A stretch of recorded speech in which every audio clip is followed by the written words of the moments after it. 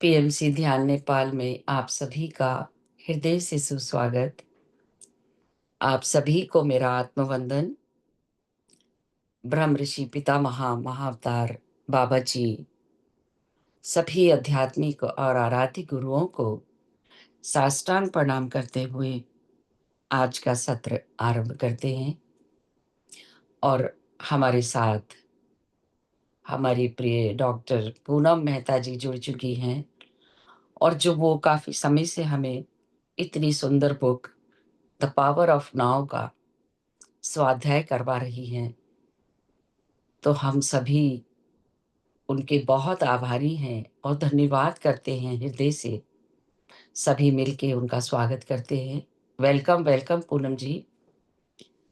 और आज the power of now का कंक्लूडिंग सेशन है। मैं स्वागत करती हूँ जी जी पूनम जी। सभी को मेरा प्यार भरा नमस्कार। और सबसे पहले तो I express my gratitude to Santosh ji कि आपने हमारे को मौका दिया है और हम सब ने मिलके द पावर ऑफ नाउ का स्वाध्याय जो है हमने आपस में मिलके आपके प्लेटफॉर्म पे किया है। तो दोस्तों आज हमारा इसका लास्ट एपिसोड है और मैंने संतोष जी से स्पेशल रिक्वेस्ट करी थी कि आज मुझे जरा 15 मिनट ज्यादा दे देना तो उन्होंने मेरे को पूरे 4 बजे का आज ये टाइम दे दिया है। So thank you so much Santosh ji. जी जी। और before I start, I want to express my gratitude to Mahavatar Baba ji, my दोस्त and गुरु परमहंस योगानंद जी, हम सबके प्यारे बाबा सुभाष पत्री जी, आप सबके गुरुओं को भी मैं दिल से ग्रैटिट्यूड एक्सप्रेस करती हूँ। और मैं हर एक पार्टिसिपेंट्स को जिन्होंने चाहे तो हमारे साथ लाइव सेशन अटेंड किए हैं या वो यूट्यूब पे हमारी रिकॉर्डिंग से इस स्वाध्याय को देख रहे हैं, मैं उन सबको भी दिल से अपना ग्रैटिट्यूड एक्सप्रेस करती हूँ। ये जो बुक दोस्तों हम लोगों ने करी है start, the power of now, मैं हमें बॉडी लेवल पे बोलना पड़ रहा है कि हाँ ये आज हमारा उसका आखिरी सेशन है, लेकिन मैं ये जरूर उम्मीद रखती हूँ कि हम लोगों ने आपस में जितनी भी ज्यादा कम जिस भी तरीके की मैंने अपनी समझ के हिसाब से जो भी मैंने विजडम शेयर करी है, मैं पूरी उम्मीद रखती हूँ कि उसमें से जो भी विजडम, जो भी ज्ञान, चाहे वो आपको किसी भी लेवल पे कनेक्ट हुआ कि हाँ मुझे इस पे काम करने की जरूरत है, हम सब मिलके अपनी अपनी उस लर्निंग के ऊपर काम करेंगे। और सेकेंडली ये जो पावर ऑफ नाउ है, ये थ्योरेटिकल स्वाध्याय खत्म हुआ है, लेकिन प्रैक्टिकल तो अब यह शुरू होता है ना हमारे साथ। और प्रैक्टिकल एस्पेक्ट तो अब ये हमारे साथ लॉन्ग लाइफ चलना चाहिए, क्योंकि इतने खूबसूरत ज्ञान को हमारे साथ जो राइटर ने शेयर किया है, और अगर हम उसको प्रैक्टिकल जीवन में नहीं अपनाया, हमने सुना, हमें अच्छा लगा और हमने छोड़ दिया, तो फिर दोस्तों उससे हमारी सोल प्रोग्रेस नहीं हो पाए। आज हम जिस टॉपिक के ऊपर बात करेंगे वो टॉपिक शायद सबको सुनने में बड़ा अच्छा लगेगा। How to transform illness into enlightenment. किस तरीके से हमारे को किसी भी तरीके की कोई भी इलनेस होती है, हम उसको किस तरीके से एनलाइटनमेंट में कन्वर्ट कर सकते हैं, हम उसको ट्रांसफॉर्म कर सकते हैं, ट्रांसम्यूट कर सकते हैं। एनलाइटनमेंट आई थिंक हमने शुरू में ही जब ये स्वाध्याय शुरू किया था तो हमने बहुत बारी ये बात करी थी, राइजिंग अबव थॉट्स, विचारों से ऊपर उठना, विचारों से ऊपर उभर जाना, दैट इज एनलाइटनमेंट। जब हमारे को कोई भी बीमारी आती है, किसी भी तरीके की बीमारी है, वो शारीरिक है, वो मानसिक है, या सोल लेवल के ऊपर भी है, इलनेस इज इलनेस, तो क्या है दोस्तों, देखा जाए तो उसके अंदर भी तो हमारे विचार है ना। हम उस विचार के पहिए में फंस जाते हैं। ओ मुझे ऐसा हो गया, मेरे को ये तकलीफ हो रही है, ऐसा मेरे साथ क्यों हो गया। कभी कभी हम पास्ट को लाइक सोच में पड़ जाते हैं, कभी कभी हम अपने पास जन्मों में चले जाते हैं, पता नहीं कौन से जन्म का मेरे को मिल रहा है, कभी कभी हम किस्मत को कोसने लग जाते हैं। तो देखा जाए तो घूम तो हम विचारों में चले गए ना, why with me, I don't deserve this, पता नहीं मैंने ऐसा क्या किया होगा, पता नहीं किसकी नजर लग गई, इस तरीके की बातें हमारे अंदर आने लग जाती हैं। तो वो बातें हमें क्या करती हैं, वो हमारे को पास्ट में जोड़े रखती हैं, या वो हमारे को फ्यूचर की चिंता में रखेंगी। तो हमारी स्वाध्याय क्या है, हमारा स्वाध्याय है पावर ऑफ नाउ, यानी कि आप प्रेजेंट मोमेंट में तो रह ही नहीं पाए। जब हम प्रेजेंट मोमेंट पे ही नहीं रह पाए और हम उस विचारों की उधेड़ बुन के अंदर चले जाएंगे, तो दोस्तों क्या होगा? आपको लगता है कि क्या हम उस बीमारी से एनलाइटनमेंट की तरफ जा पाएंगे, या हम उस बीमारी से सही तरीके से जो भी हमारी लर्निंग है, कर्म कटने या हमारे का जो सोल प्रोग्रेस होना है वो हम कर पाएंगे? बिल्कुल नहीं कर पाएंगे। हम क्या होगा, हम तो विचारों की उधेड़ बुन में रह गए, तो हम एनलाइटनमेंट की तरफ कैसे जाएंगे, हम अपने आप को विचारों से ऊपर कैसे रख पाएंगे? अगर हम एक विचारों के साइकिल में फंस जाते हैं, और ऐसा होता है, एक नकारात्मक सोच से, एक negative thought will be giving birth to another and another and another, and this subsequent never ending cycle will always be there. तो हम क्या हो गए, हमें जो एक विचार हमें दुख दे रहा है, दर्द दे रहा है, तकलीफ दे रहा है, हमने उसकी जगह अनेकों विचार कर दिए, हमने उसको मल्टीप्लाई कर दिया।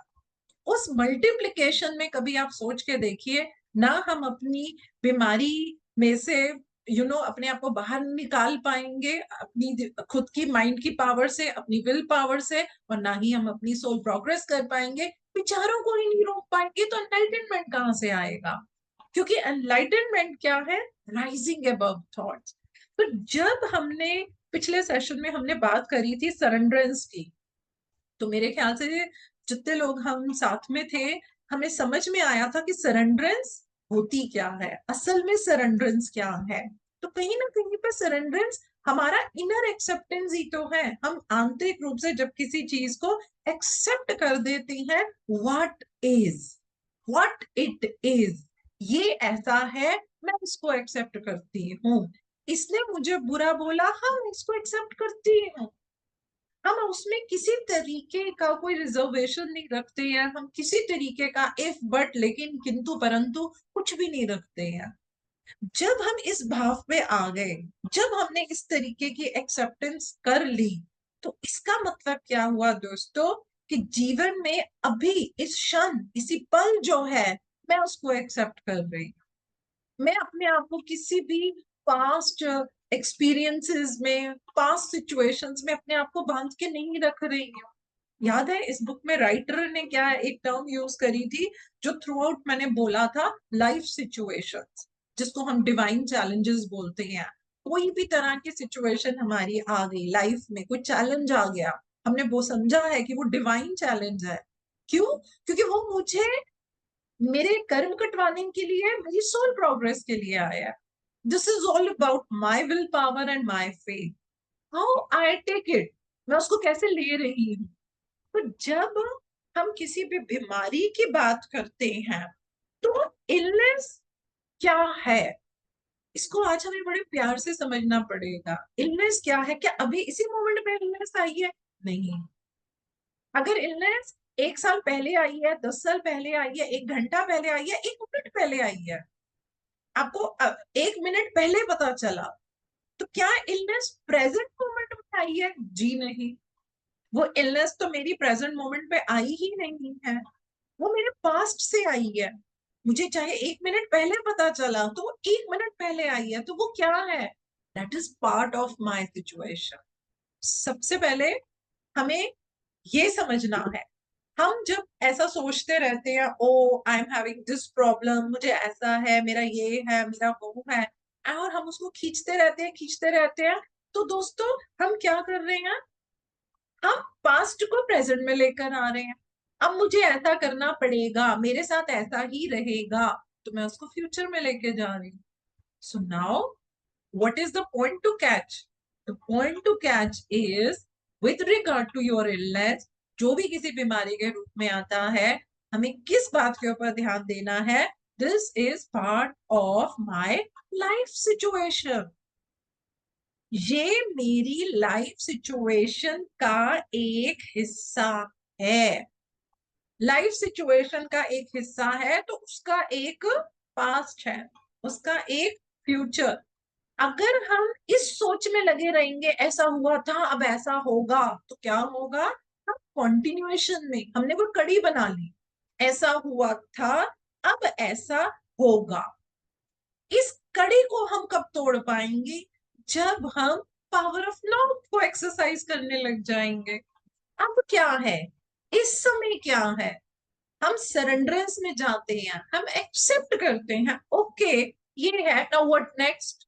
अब क्या, एक्सेप्ट कर लिया, हाँ ये है, I am not creeping on my challenge, why I am having this, oh this is there now. अब मैं क्या कर सकती हूँ, मैं क्या करूंगी, अब मुझे क्या करना है, अब क्या करना है। तो जो मैं अब करूंगी वो कहां से आएगा, वो मेरी कॉन्शियस प्रेजेंस से आएगा। Many times we have seen people, कोई भी किसी भी तरीके का कष्ट आता है as a human being, you know we have body, तो हमारे को बुरा लगता है, हम रोते हैं। लेकिन क्या बुरा ही लगाई रखना है, क्या रोते ही रहना है, नहीं ना। तो कुछ तो हमारे को कॉन्शियस लेवल के ऊपर करना पड़ेगा। जो भी हमारे जीवन में परिस्थिति आती है, कोई भी कंडीशन आती है जो फिर मेरे जीवन की लाइफ सिचुएशन बन जाती है, कुछ ना कुछ उसके अंदर गहराई में बहुत असेंशियल लर्निंग्स होती है हमारे जीवन को लेके। राइटर क्या बोलते हैं, एक लाइन, ये कुछ शब्द देखिए, राइटर बोलते हैं, as you know, underneath the various conditions that make up your life situation which exist in time, there is something deeper, more essential, your life, your very being in the timeless now।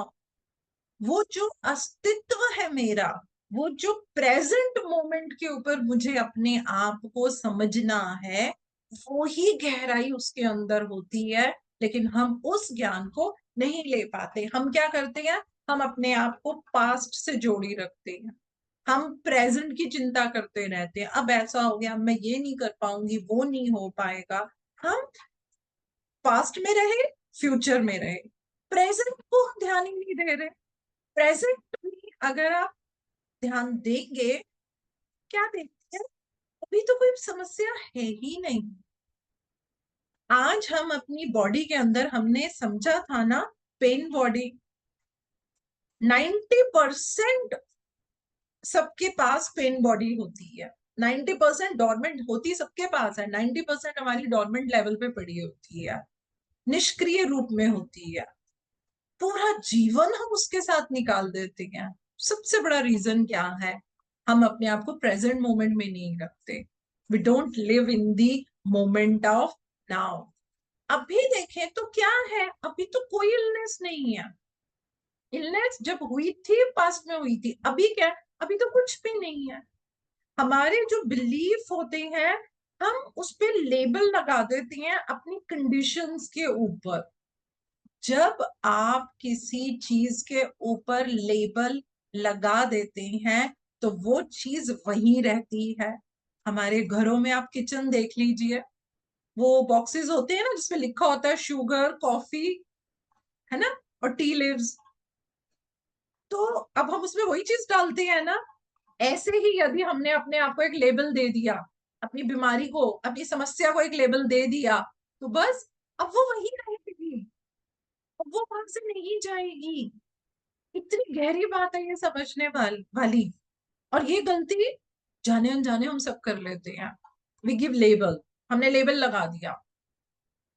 जब हमने वो label लगा दिया, अब वो जो परिस्थितियां होंगी वो तो वहीं की वहीं रहेंगी। देन वी फील समटाइम्स, ओ मैंने तो ये भी समझा वो भी समझा, फिर भी मैं वहीं की वहीं हूँ। कई बार लोग पूछते हैं, आई एम स्टक, मैं वहीं की वहीं हूँ, बदल नहीं रहा है। कोई भी इंसान ऐसा नहीं निकला जिसने ये बोला हो कि मैं स्टक हूँ, उसने अपनी परिस्थितियों पे लेबल नहीं लगाया होता। सबने लेबल लगाया होता है, सबने लेबल लगाया होता है। अगर आप लेबल लगा देंगे, उसमें शुगर लिख दिया, अब उस डिब्बे में मैं डालूं, घर का कोई भी मेंबर डाले, वो शुगर ही डालेगा। और जब उसको चीनी चाहिए होगी तो वो उसमें से शुगर ही निकालेगा। सोच के देखिए कि हमने क्या करा।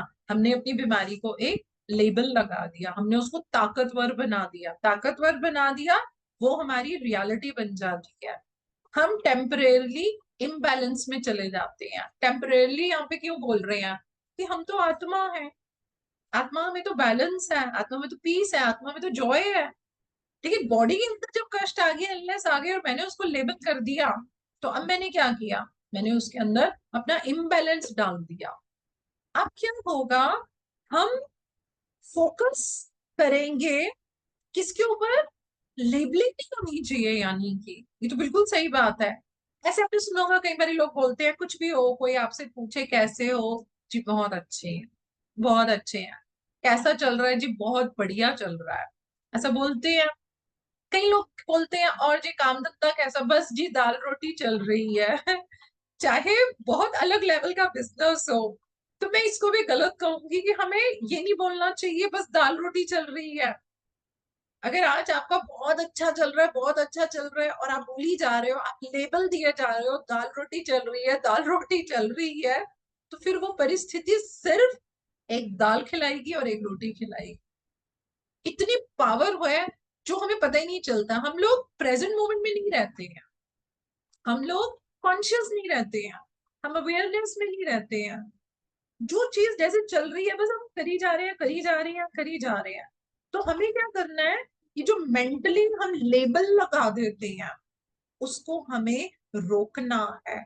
और ऐसा करके भी देखा है, ऐसा मैं बताती भी हूँ कि अगर आप इस चीज को करके देखें तो जब आप मेंटली इन लेबल को हटा देंगे, तो आप देखेंगे कि एकदम से जो हमारी कुछ फैक्टर्स होते हैं, जैसे किसी को बहुत फिजिकल पेन हो रही है, वीकनेस हो रही है, डिस्कम्फर्ट आ रहा है, या कोई बंदा ऐसा होता है जिसमें कोई डिसेबिलिटी आती है, उसमें बड़ी राहत आनी शुरू हो जाती है। अब यहाँ पे मैं ये क्लियर करना चाहूंगी, जैसे मान लेते हैं किसी को हार्ट की प्रॉब्लम है, या किसी को नीड्स की, कुछ भी उसको प्रॉब्लम है, बॉडी लेवल पे जब आप बात करेंगे, आप एक डॉक्टर से बात कर रहे हैं, काउंसलर से बात कर रहे हो, तो बताना तो पड़ेगा ना कि हाँ भाई मुझे ये एक समस्या है। हम यहाँ पे उस लेबल की बात कर रहे हैं जो आप यहाँ पे 24 घंटे अपने अंदर रखते हैं। अरे अब तो मुझे ये प्रॉब्लम हो गई, अरे ये प्रॉब्लम, इसका तो ट्रीटमेंट बड़ा मुश्किल है, इसमें से तो बाहर निकलना बड़ा मुश्किल है, हाय मैं डिपेंड हो गया, मैं ये हो गया, मैं ऐसे हो गया, मैं वैसे हो गया, अब मेरे जो मैं कर सकता था या कर सकती थी, अब मैं वो नहीं कर सकती। I am talking about this label, जो आपकी वो जो बीमारी आई है वो उसमें से आपको कर रहा है। अगर हम अपनी इलनेस को देखते हैं, बॉडी लेवल पे उसका एक नाम आएगा, जैसे हमारा नाम है ना, तो बॉडी लेवल के ऊपर तो उसका नाम आएगा, एक डॉक्टर, एक हम अपनी आम भाषा में तो बोलेंगे कि ये चीज है। But stop labelling yourself every time, every time, हर बार, हर समय, हर समय ऐसा है, ऐसा है। मैंने तो ये भी देखा है कि जब हम कोई काम करते हैं, देखो बड़ा सिंपल सा लॉजिक है, हम उसको कितना भी घुमा के भी चाहे तो बोल सकते हैं, लेकिन मैं बहुत सिंपल एक चीज बोलती हूँ। जब आप कोई काम करते हैं, जब आप अपने आप को बिजी रखते हैं, जब आप उस काम के अंदर इन्वॉल्व हो जाते हैं, प्रेजेंट मोमेंट में चले जाते हो, तो पास्ट का कुछ याद नहीं रहता। ये सुनने में बड़ा आसान है, लेकिन ये करने में मुश्किल होता है। हम जो काम करते हैं, हम उसके अंदर जो भी हमारा लेबल है, जो मेंटली लेबल लगाया हुआ, मुझे ये प्रॉब्लम है, मुझे ऐसा है, मुझे वैसा है, ये है, वो है, मैं ये नहीं, मैं वो नहीं, वो साथ साथ चलता है। बात तो घूम के वही है कि जो काम कर रहे हो तो प्रेजेंट मोमेंट में रहो ना, प्रेजेंट मोमेंट में पास्ट को क्यों लेकर आ रहे हो। आप लोगों ने एक चीज देखी होगी, और मेरे ख्याल से ये मौका हम सबको मिला होगा, कभी ना कभी जब हम किसी शादी में या किसी फंक्शन में जाते हैं जहाँ पे बहुत ऐसे सॉन्ग वगैरह, ये ढोल बोल जो भी लगा होता है, आपके चाहे घुटने में दर्द हो, चाहे सर्वाइकल हो, चाहे कमर में दर्द हो, कैसे हम डांस करते हैं। अगर हमारे किसी बड़े क्लोज की शादी है, तो क्या उस समय कुछ महसूस होता है, कोई दर्द, कुछ भी नहीं। मैंने ऐसे-ऐसे लोगों को देखा है जो छड़ी पकड़ के चलते हैं, जैसे घर में दादी है, नानी है, उनके बच्चे का कुछ है, वो इतनी खुश हो गई हैं, सब उनको खींच रहे हैं, वो डांस करती हैं और वो बिना छड़ी के पकड़े ना सिर्फ डांस करती हैं, वहां से वापस अपनी सीट पे भी जाती हैं। उनको याद ही नहीं रहता कि मैं छड़ी के बिना नहीं चल सकती, या मैं ये कहूँ कि वो प्रेजेंट मोमेंट में नहीं रहती कि मुझे जरूरत है, मैं छड़ी के बिना चल सकती हूँ। उस समय कितनी एनर्जी आती है, हमारा ध्यान मस्ती में, शोर शराबे में, उसमें लगा होता है, कुछ भी नहीं रहता। फिर कई बार लोग क्या बोलते हैं घर आकर अगले दिन, हाय मेरे यहाँ दर्द हो रही है, हाय मेरे वहां बड़ी दर्द हो रही है, कल मैंने कुछ ज्यादा ही डांस कर लिया। तो ठीक है, मैं ये नहीं कहूंगी, हो सकता है ज्यादा डांस करने से हो रही हो, मगर उससे ज्यादा वो क्या होती है, वो लेवल एक्टिवेट हो जाती है। घर वाले बोलेंगे, कल तो तुझे देख के लग नहीं रहा था कि तेरे घुटने में दर्द है, तेरी कमर में दर्द है, कितना तो डांस कर रही थी। फिर वो लेबल, अरे हाँ मेरे तो बैक में पेन है, मेरे तो ये दर्द है, मेरा तो ऐसा है, मेरा तो वैसा है, मैं ये नहीं कर सकती, मैं वो नहीं कर सकती। आप देखिए कितनी अज्ञानता भरी है हम लोगों के अंदर। मतलब हम अपने आप को दोबारा से वहीं ले आते हैं, और फिर हाँ आज कुछ ज्यादा दर्द होने लग गई, वो कल मैंने कुछ ज्यादा कर लिया, आज ज्यादा ज्यादा मेरे को होने लग गई, और फिर हम उसी के अंदर घूम जाते हैं। और हम क्या करते हैं, ये जो आइडिया है ना इलनेस का, सो कॉल्ड इलनेस का, हम उस आइडिया को ही सरेंडर नहीं करते हैं। वो आइडिया हम पे इतना हावी हो जाता है, आई हैव दिस प्रॉब्लम, मेरे से ये नहीं होगा, मेरे से वो नहीं होगा, मैं ऐसे नहीं कर सकती, मैं वैसे नहीं कर सकती, तो हम क्या करते हैं, हम अपनी वो पास्ट की बीमारी को प्रेजेंट में कैरी कर करके ना सिर्फ अपनी सफरिंग को बढ़ाते हैं, हम उस काम को कर ही नहीं पाते हैं। Then where is enlightenment, where is enlightenment? आपको क्या लगता है कि हम नेगेटिव विचारों से या निम्न स्तर के विचारों से या पास्ट में या फ्यूचर की चिंता में रहकर, फ्रेंड्स, क्या हमारा एनलाइटनमेंट हो सकता है? विचारों से उभरना इज एनलाइटनमेंट, विचारों को खत्म कर देना इज नॉट एनलाइटनमेंट। इस बात पे गौर कीजिएगा। विचारों को खत्म कर देना नहीं खत्म कर सकते हो, विचार will always be there, be it your meditation, be it you are doing some work, be it anything, any practice, विचारों से ऊपर उभरना है, विचारों से लड़ना थोड़ी ना है, विचारों को खत्म थोड़ी ना कर सकते हो। हमें सरेंडर करना है। सरेंडर वो नहीं बदलेगा जो है, ये भी समझिए। Surrender does not transform what is, जो है ये वो नहीं बदलेगा, एटलीस्ट नॉट डायरेक्टली। लेकिन जब आप सरेंडरेंस में आते हैं, जब आप सरेंडर करते हैं, जो हमने लास्ट सेशन में बहुत ध्यान से समझा था, कि जो भी हमारे आगे जो भी चैलेंज आ गया है उसको पार करना, वहां पे सॉल्यूशन ढूंढना, दैट इज सरेंडर। जब आप सरेंडर करेंगे, इट विल ट्रांसफॉर्म यू, आप में परिवर्तन आ जाएगा। And once you are transformed, अब इसका असर क्या पड़ेगा, द होल वर्ल्ड ट्रांसफॉर्म। हम इस चीज को मैं ऐसे भी करके कहूंगी, अगर आप अपने आप को ट्रांसफॉर्म कर लेते हैं, तो आपसे जुड़े सब लोग ट्रांसफॉर्म होने लग जाते हैं, जिसके लिए हम ये बोल रहे हैं the whole world is transform. इसको एक लाइक स्टेटमेंट की तरह ही आप प्लीज इसको समझिए। जैसे कि मान लीजिए मैं मिरर में अपने आप को देख रही हूँ, अब मैं मिरर में अपने आप को देखती हूँ, तो मैं कह रही हूँ, अरे मैं ना आज अच्छी नहीं लग रही, अच्छी नहीं लग रही हूँ मैं, मेरे को आज, अरे ये बिल्कुल मेरे को ब्लू कलर अच्छा नहीं लग रहा, आज मैंने जैसे बाल बांध दिया, नहीं ये मैं अच्छी नहीं लग रही आज, मैं ऐसे करके मन में सोचने लग जाती हूँ। तो अगर मैं इस इमेज पे, क्योंकि अभी हम जूम पे कर रहे हैं तो मुझे, मैं खुद को देख पा रही हूँ, अगर मैं इस इमेज के ऊपर अभी अटैक करूं, तो क्या बदल जाएगा? मैं इमेज पे, मुझे शीशे में मैं अच्छी नहीं लग रही, नाउ इफ आई अटैक, मैं इस पे अटैक करती हूँ, मैं तो तब भी ऐसी ही रहूंगी ना। अगर जो शीशे में जो मैं आज अपने को देख रही हूँ, नहीं मुझे ये ब्लू पोल का अच्छा नहीं लग रहा, तो मुझे क्या करना पड़ेगा, मुझे उठ के जाके इसको चेंज करना पड़ेगा। मैं खुद को चेंज नहीं कर रही हूँ, मैं शीशे के ऊपर अटैक कर रही हूँ। क्या मैं बदल जाऊंगी? नहीं, मैं बिल्कुल भी नहीं बदलूंगी। और हम दोस्तों यही करते हैं। This is a state of non acceptance. This is a state of non acceptance precisely. This is what we all do. We don't accept the things the way they are. We don't put any effort कि हम उसको कैसे बदले। अगर आपने accept ही कर लिया, अगर मैं अपने को एक्सेप्ट कर रही हूँ, नहीं नहीं ब्लू पोल का अच्छा लग रहा है, जैसे ही मैं ये करूंगी मेरे अंदर की एनर्जी बदल जाएगी। मैं जैसी हूं मैं अपने को एक्सेप्ट करती हूँ। मैं उसमें किसी भी तरीके का कोई प्लस माइनस कोई भी मैं उसके अंदर वो भाव नहीं लेकर आ। So how simple it is. Writer क्या बताते हैं? If you attack the image it attacks you back.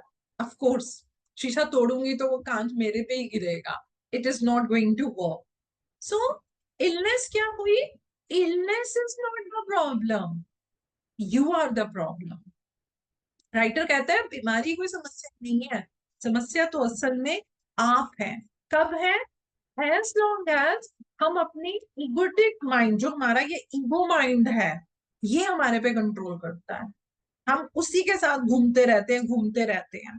जैसे कि अगर कोई इंसान बीमार है या किसी भी तरीके की डिसेबिलिटी उसके अंदर आती है, तो राइटर बोलते हैं do not feel that you have failed in some way, do not feel guilty.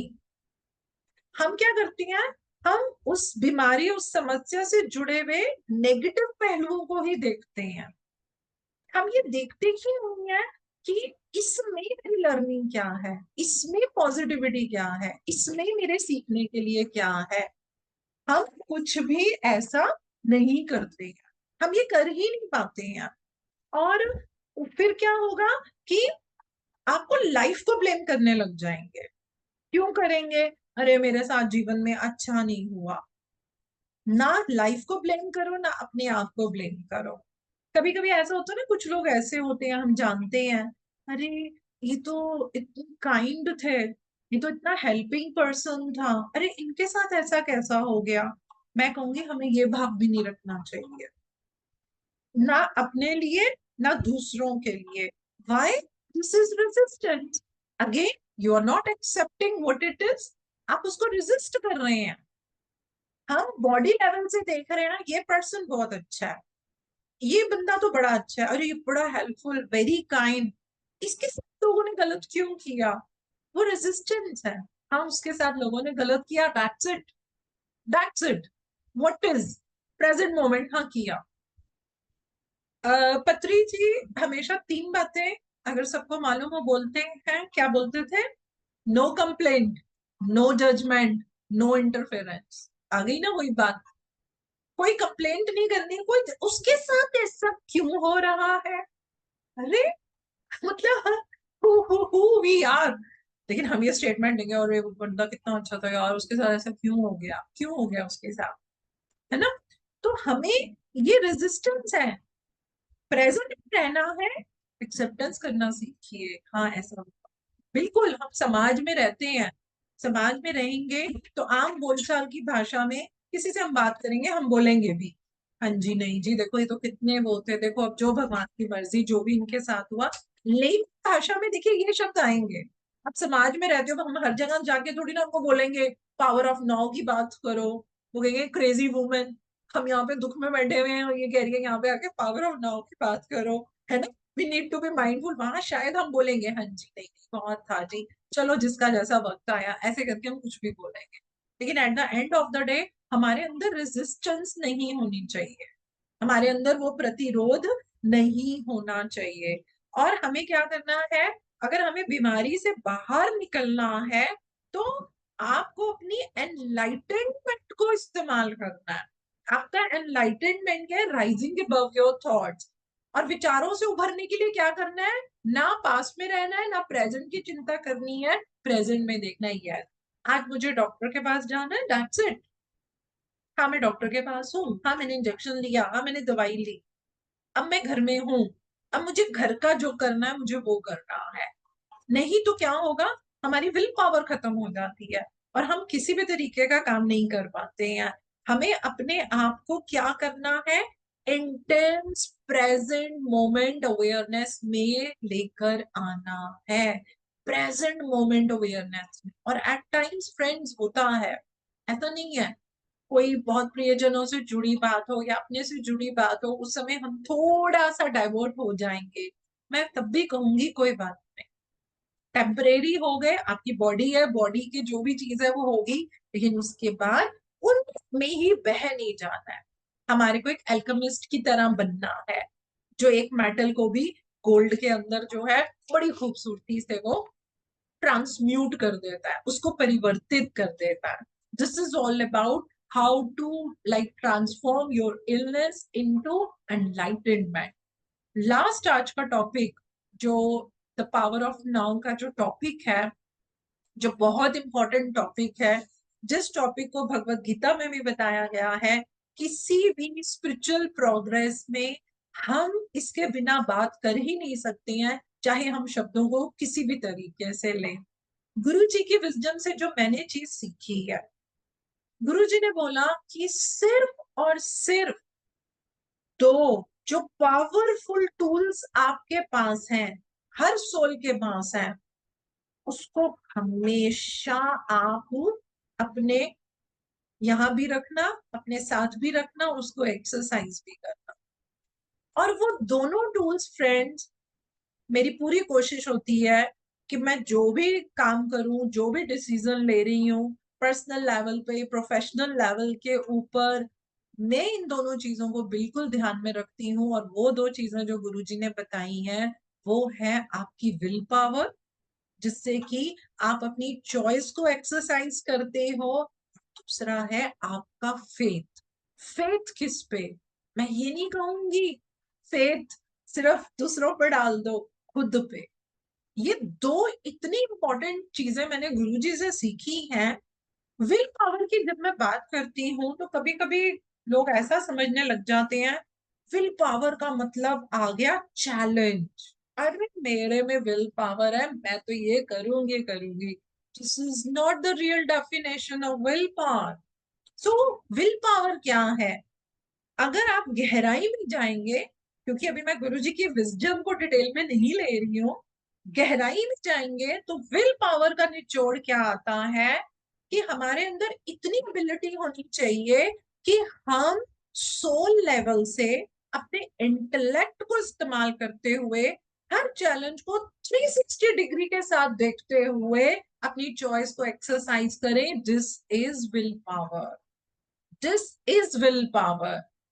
मेरे को किसी ने बुरा बोला, मेरे को किसी ने गलत बोला, मुझे पता चला मेरे लिए गलत बोला गया है, this time to exercise my will power.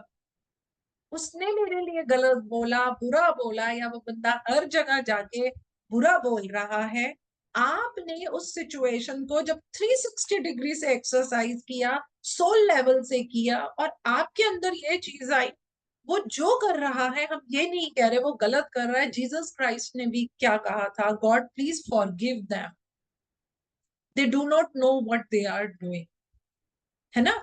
तो हमें अगर ये समझ में आता, ठीक है वो जो कर रहे हैं, हो सकता है मेरा उनके साथ कुछ कर्मा होगा, या हो सकता है कि वो अपनी विल पावर को एक्सरसाइज नहीं कर रहे, लेकिन मुझे तो करनी है। अब आपको अपने पे फेथ होना चाहिए, मैं अपनी विल पावर को कंप्लीटली एक्सरसाइज करूंगी, मैं सही चॉइस लूंगी। अब वो सही चॉइस क्या है? वो मेरे लिए चाहे एक एक घर में जाके बुरा बोले, वो कुछ भी करे, मुझसे कोई पूछेगा तो मुझे कुछ नहीं बोलना। हम बोलेंगे जो आपको लग रहा है आप उसी को समझिए। तो विल पावर के अंदर ही चॉइस आ जाती है, बहुत सारे स्टेप्स आते हैं, फिर उसमें चॉइस आती है, और फेथ होना चाहिए। मैं कभी भी नहीं कहूंगी इस पे फेथ करो, बिल्कुल यूनिवर्स पे फेथ होना चाहिए हम, लेकिन सबसे पहले तो फेथ खुद पे होना चाहिए। अगर मुझ पे ये फेथ ही नहीं है कि मैंने जो चॉइस एक्सरसाइज करी है मैं उस पे, अब फिर मुझे लगेगा ओ मैंने गलत चॉइस कर ली। मैंने बहुत लोग देखे हैं, वो कोई डिसीजन होता है, ले रहे हैं, ये लेने की सोच रहे हैं, या वो बहुत गुस्से में होते हैं या वो इमोशनल होते हैं, and then they repent their decision, and then they change their decision. और वो ऑन ऑफ होते रहते हैं स्विच की तरह। फिर ये उनकी पर्सनालिटी बन जाती है। वो लाइफ में कभी भी फर्म डिसीजन नहीं ले पाएंगे, कभी भी नहीं ले पाएंगे। आज मन कर रहा है करो, आज मन नहीं कर रहा नहीं करो। आज ये अच्छा लग रहा है, कल को ये बुरा लग रहा है। Just think it about. हम अपनी विल पावर को एक्सरसाइज ही नहीं कर रहे हैं। विल पावर को स्ट्रॉन्ग बनाने का जो एक मेरा प्रैक्टिकल पॉइंट है, मैं आप लोगों से जरूर शेयर करती हूँ, जो मैंने अपने जीवन में देखा है और जिसके ऊपर मैंने बहुत अमल किया है और करती हूँ एंड करती रहूंगी। वो चीज क्या है? मुझे मालूम होता है what I am doing and why I M. मैं कभी भी भेड़ चाल में नहीं चलती। मैं कभी भी कोई काम इसलिए नहीं करती मुझे करना है। मुझे सबसे पहले उसका कारण पता होता है, why I am doing. So what I am doing and why I am doing. Why? Because I am very clear cut as far as my will power is considered. I don't keep any room of confusion in my willpower. While making my choice, अगर जरूरत पड़ेगी मैं किसी से सलाह जरूर लूंगी, लेकिन चॉइस मैं अपनी ही करती। मैं कभी भी ये नहीं, क्यों? क्योंकि गुरुजी ने सिखाया है अपनी भी पावर एक्सरसाइज करो। मैं ये नहीं कर सकती कि मैंने किसी से सलाह ली, मैं उसको सोचूंगी, अगर मुझे तब भी ठीक नहीं लगेगा तो मैं नहीं करूंगी। लेकिन जिद में और विल पावर यानी कि सही चॉइस करने में भी फ्रेंड्स बड़ा ध्यान देना पड़ता है। कई बार हम जिद्दी बन जाते हैं। तो हमें ये देखना पड़ेगा कि ये जो मैं डिसीजन ले रही हूँ ये मैंने 360 डिग्री से एनालाइज किया। कभी कभी गुस्से में, रिवेंज में, एंगर में, जेलसी में, कंपैरिजन में हम लोग गलत डिसीजन ले लेते हैं। तो विल पावर यही तो हमने गुरुजी से सीखी है कि इन ये cracks हमारे अंदर नहीं है। I am at peace, I am present moment, I know with reference to my 360 degree. भाई सिचुएशन को मैंने एनालाइज कर लिया है, and then I to sit with myself. And that time मेरी सोल बहुत अच्छे से गाइड करती है, क्या करो क्यों करो। मुझे वो गाइडेंस मिल गई, मेरी पावर एक्सरसाइज हो गई, मुझे मेरे पे फेथ है। नाउ आई डोंट कीप कोई क्या बोल रहा है क्या नहीं बोल रहा। I can not make everyone happy. मैं सबको खुश नहीं कर सकती, है ना? तो हमारे पास power of choice, power to choose. आप क्या सिलेक्ट कर रहे हैं, आपकी चॉइस क्या है। आप कभी कभी, ये मैं एक बहुत ही एक हाँ मैं कह सकती हूँ कॉन्ट्रोवर्शियल सा एक एग्जाम्पल उठा रही हूँ, क्योंकि इसके ऊपर बड़े प्रश्न आते हैं। और हमसे कोई भी इंसान जब ये प्रश्न पूछता है तो हम वहां पे सारा ये पावर ऑफ नाउ कहूँ या जो मैं अभी बताने लगी हूँ इतना बड़ा आंसर नहीं दे सकते हैं, तो हम छोड़ देते हैं। और मतलब छोड़ना मीन्स छोटा आंसर बता दिया, फिर अगली बारी उसने पूछा, करते करते मैं उनको इसी पॉइंट पे लेकर जाती हूँ जो मैं आपसे बात कर रही हूँ। आपने अक्सर ये पूछा सुना होगा, हमारे साथ जीवन में जो कुछ होता है वो हमने ही सोल प्लान होता है, हमने उसका चॉइस किया होता है। तो मैं बात करूंगी जो हमारे डिसफंक्शनल रिलेशनशिप होते हैं, वो चाहे हमारा हमारे लाइफ पार्टनर के साथ है, हमारा अपने पेरेंट्स के साथ है, इन लॉज के साथ है, अपने बच्चों के साथ है, अड़ोसी पड़ोसी किसी के भी साथ है।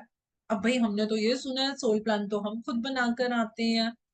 तो हमारे को लगेगा कि भाई फिर हमने इतना डिसफंक्शनल रिलेशनशिप क्यों सिलेक्ट किया, हमने इतनी नेगेटिव सिचुएशन अपने जीवन में क्यों सिलेक्ट करी, मैंने इतनी बीमारी अपने जीवन में क्यों क्यों ली। तो देखिए ये जो आंसर है जो राइटर ने दिया है, प्लस मैं बिल्कुल कन्फेस करूंगी कि जितना मैंने भी सोल प्लान के बारे में पढ़ा, तो मैं कभी भी इस चीज को मतलब इतना खुल के नहीं मैं एग्री कर पाती थी। कि मैं कहती थी कि लर्निंग लेने के तो और भी बड़े तरीके हैं, तो इतना डिसफंक्शनल रिलेशनशिप हमने क्यों लिया। ये शायद मैं पहली बार ही किसी प्लेटफॉर्म पे खुल के बोल रही हूँ। फिर मैंने इसके ऊपर बहुत एनालाइज किया। मैंने रिलेशनशिप्स के ऊपर, आप कर्मा कह लीजिए, हमारे जो कर्मा होते हैं ये वो, मैंने उन चीजों के ऊपर बहुत एनालाइज किया। फिर उसके बाद मैंने कुछ चीजों को, अगर मैं बोलूं तो थोड़ा माइंड और बॉडी से हट के मैंने एनर्जी लेवल पे यू नो कुछ गाइडेंस को लिया, देखा, मैंने चीजों को समझने की कोशिश करी। पास्ट लाइफ के अंदर जितने हमारे क्लाइंट्स रहे, क्योंकि अब मैं बहुत इंक्विजिटिव हो गई थी इस चीज को लेकर कि इज इट सो, क्या सिर्फ ऐसा ही होता है कि अपने कर्म काटने के लिए हमने ऐसा, मतलब जो भी है इतना बुरा रिलेशनशिप ले लिया। तो कहीं ना कहीं वो मेरे अंदर एक वो रहता था कि नहीं नहीं। मैंने इसके ऊपर बहुत, मतलब बहुत अपनी तरफ से बहुत काम किया, मैंने बड़ी चीजें करी, मैंने बड़ी जगहों पे इनको ऐसे करने का और समझने की कोशिश करी। लेकिन मैं अभी भी कहूंगी, क्योंकि हम यहाँ बुक कर रहे हैं तो मैं ये चीज बोल रही हूँ, शायद अगर मैं किसी प्लेटफॉर्म पे जाऊं, मुझसे कोई क्वेश्चन पूछेगा तो मैं इतना बड़ा आंसर नहीं दे सकती। मैंने देखा कि जब भी हम किसी चीज की चॉइस करते हैं, चॉइस होती है वो कॉन्शियसनेस में होती है। अगर मैं किसी चीज की चॉइस कर रही हूँ तो मैं कॉन्शियसनेस में करूंगी। छोटा सा एग्जांपल देती हूँ। आपके घर में कोई बहुत स्पेशल फंक्शन है, बहुत स्पेशल, या आप अपना टाइम याद कीजिए, आपका खुद का शादी का या बच्चों का है, तो आपको स्पेशल, मुझे वेडिंग ड्रेस चाहिए, या मेरी बेटी की शादी है, मुझे उस पे पहनने के लिए ड्रेस चाहिए। पहले तो मैं यही कंफ्यूज हूं, मैं पहनूं क्या। ये इस एग्जाम्पल को ध्यान से समझना। नहीं मैं साड़ी पहन लेती हूँ, नहीं नहीं मैं सूट पहन लेती हूँ, है नहीं मैं भी लहंगा पहन लेती हूँ। मैं ऐसे करके अभी तो मैं यही सोच रही हूँ मैं पहनूं क्या। अच्छा चलो मैं बाजार जाके देखती हूँ, मैं बाजार जाके देखती हूँ। अब मैं बाजार में गई, वो पूछते हैं आपको क्या ड्रेस चाहिए, मैं कहती हूँ अच्छा वो थोड़े लहंगे दिखा दो, मदर्स के पॉइंट ऑफ व्यू से। उसने मुझे लहंगे दिखा दिए, अभी भी मैं नहीं डिसाइड कर पा रही हूँ कि मैं पहनूंगी क्या। जो अच्छा लगेगा ना मैं वो ले, मैं ये बैक ऑफ द माइंड। मैंने कहा अच्छा चलो मुझे एक लहंगा पसंद आया, ओके ये रख दो। अब मैं कह रही हूँ हाँ भैया एक साड़ी भी दिखा दो, कि बेटी की शादी हो तो मदर्स के पॉइंट ऑफ व्यू से चलो। उसने मुझे साड़ी दिखा दी, मुझे उसमें से एक साड़ी बहुत पसंद आई, मैंने वो लहंगा भी रखवा लिया, मैंने साड़ी भी रखवा ली। अब at the end of the day मुझे क्या करना है, पहनू तो एक ही ना, शादी पहनूंगी तो एक ही। अब वो रख के बैठ गया, मैं सोची जा रही हूँ भाई मैं क्या करूं, मैं ये ले लूं कि वो ले लूं, अब मैं कंफ्यूज हो गई। तो मेरे को क्या लगा, मैं ना ऐसे करती हूँ, दोनों ले जाती हूँ, दोनों ले लेती हूँ। मैं घर जाके इनसे पूछ लूंगी, अपने हस्बैंड से पूछ लूंगी, बच्चों से पूछ लूंगी, वो मुझे जो कहेंगे ना मैं वो पहन लूंगी। हम ऐसे करने लग जाते हैं।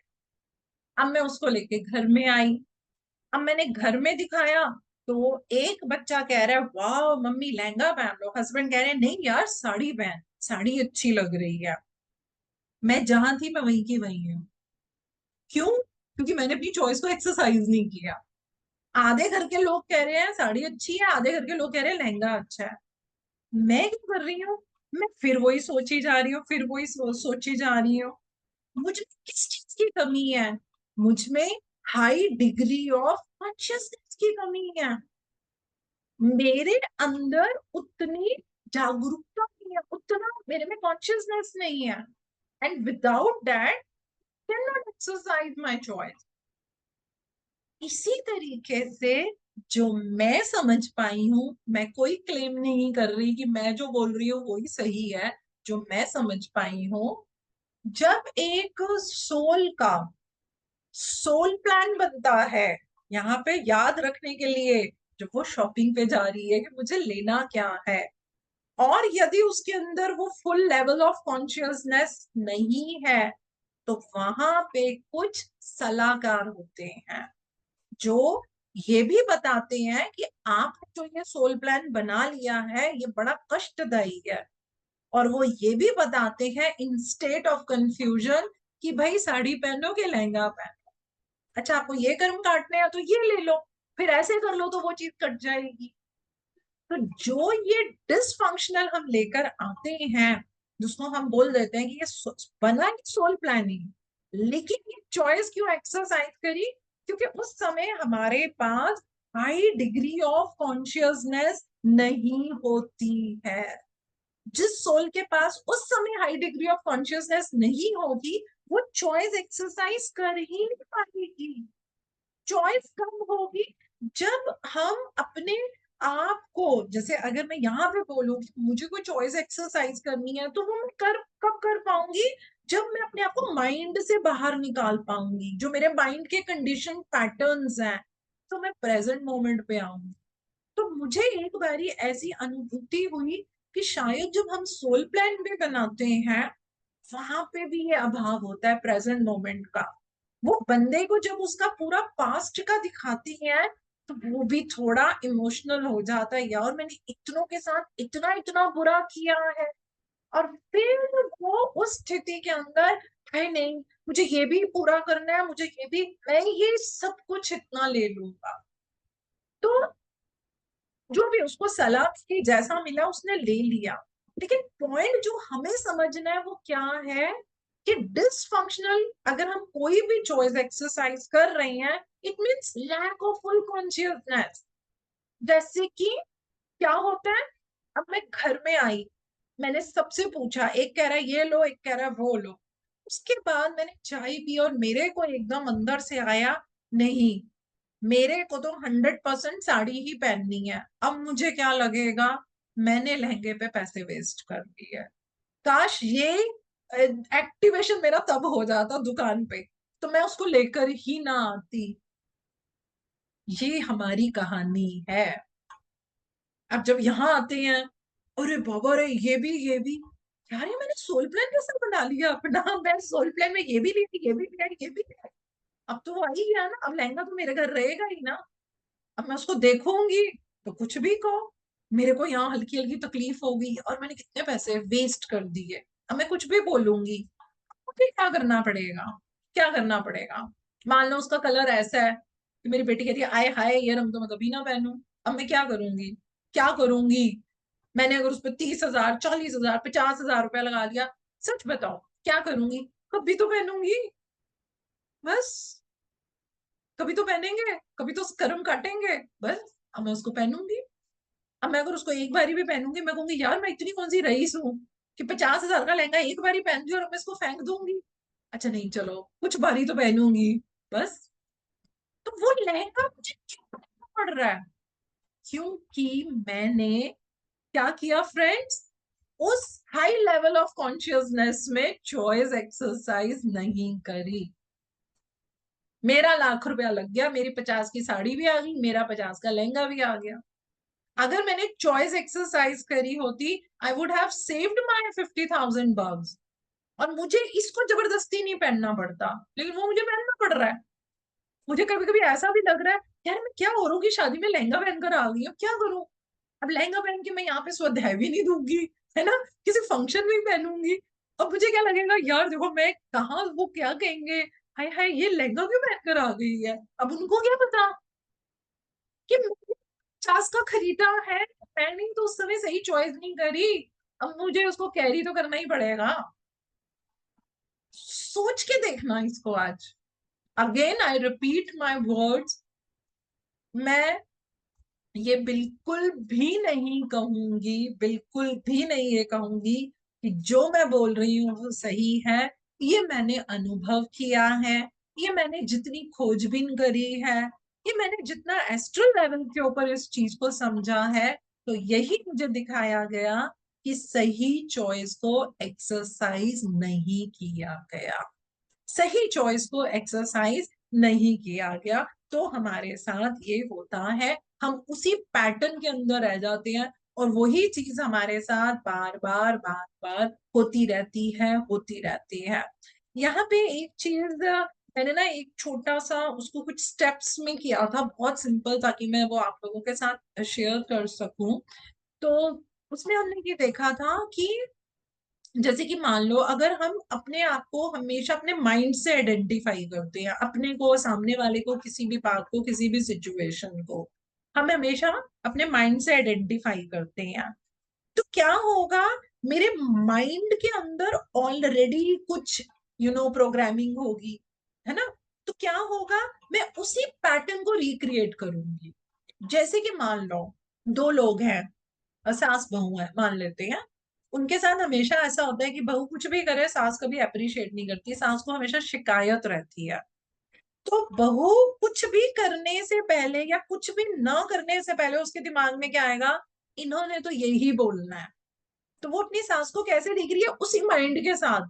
अब क्या होगा, वो वही बोलेगी। देखा, मैंने कहा था ना, इनके साथ तो कुछ भी कर लो इन्होंने यही बोलना है। हम ये नहीं समझेंगे इसको क्रिएट मैं ही कर रही हूँ, मैं ही कर रही हूँ, और उसी चीज को बार बार बोलूंगी। मेरे को चीज कहाँ से आई, तो हो सकता है वो मेरा जो पैटर्न है वो मेरा चाइल्डहुड से बना हो, बचपन से ही। अगर जैसे मान लो माँ बेटियां, अब माँ की एज बड़ी है, माँ एक बेटी से किसी बात पे नाखुश रहती है, अब बेटी नाखुश रहती है।